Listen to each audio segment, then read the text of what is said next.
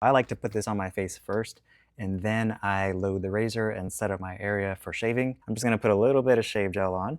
As you can see, it's transparent. It goes on clear, makes it nice and easy to see where the lines are, as opposed to the shave cream. So now I'm gonna show you guys how I load my straight razor. This is a Milli clutch razor from level 3. And this is kind of a cool razor. I like it because it just pinches open like this. There's no slide out mechanism. There's no swing lock to open. It just put the blade in right there and it pinches it, and then you're good to go. So I'm gonna take my blade, and a lot of people don't realize this, but you can actually use a full double-edged blade inside regular straight razors like these. The way you wanna do that is keep the blade in the package, and then fold it in half until you hear 2 snaps. And then I like to rip it in half like this. And now you have a half blade. So we're gonna take this half blade and we are gonna just put it right here. We're gonna pinch the bottom of our razor. The thing I like about this razor is you can actually change how much exposure you want. So if I want the maximum exposure, I can do something like that.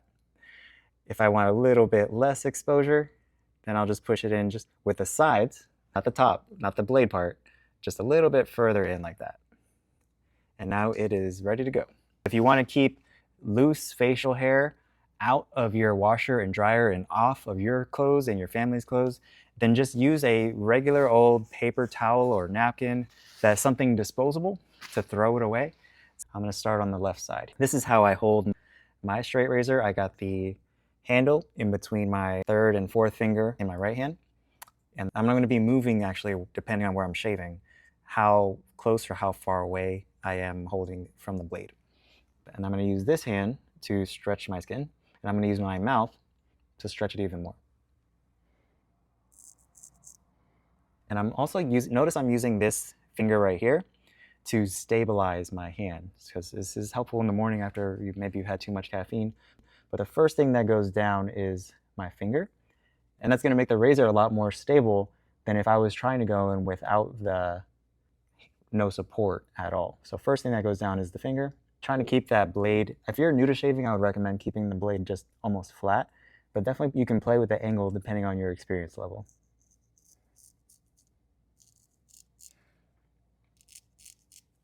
Using my paper towel to wipe off the excess.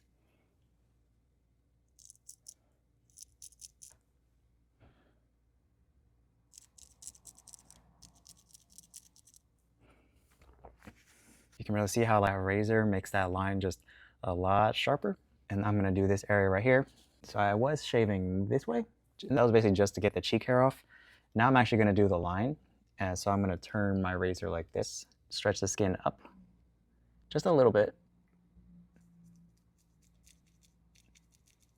Just a few hairs really makes a difference. You don't need to try to create a whole new line. And this is why doing it the first with the trimmers makes this step I'll go a lot faster.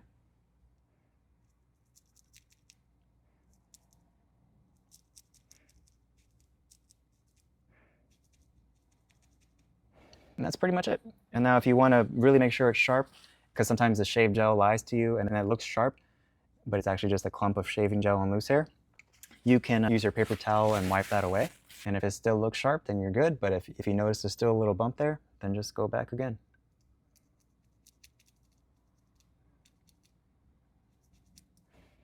All right, now we're gonna do this side. I'm gonna use that little excess that I put on my hand earlier to reapply the shave gel here. Now it would be hard to shave like this, I could, but sometimes you can just go a totally new direction because you gotta work with the area that you're in. So I'm gonna just shave that way.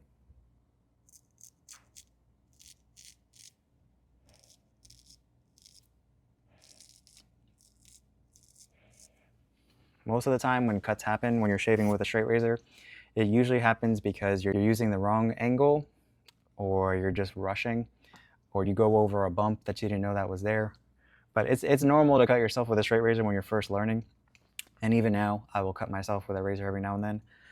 You just get better at it and it happens less often. So this is kind of a tight area, kind of an awkward area to shave. So I'm gonna do something a little different here with this razor. I'm gonna close it like this. See that? And I'm gonna use that to try to get in right here.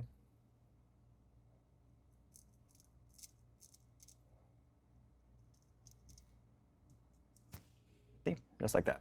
Now we're just gonna wipe away that excess, make sure that that line is straight.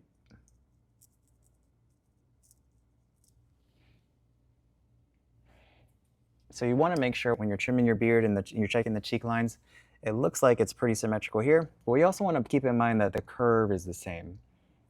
So it looks pretty close, but it looks like the curve might be a little bit lower on this side. So I'm going to try to make this side match.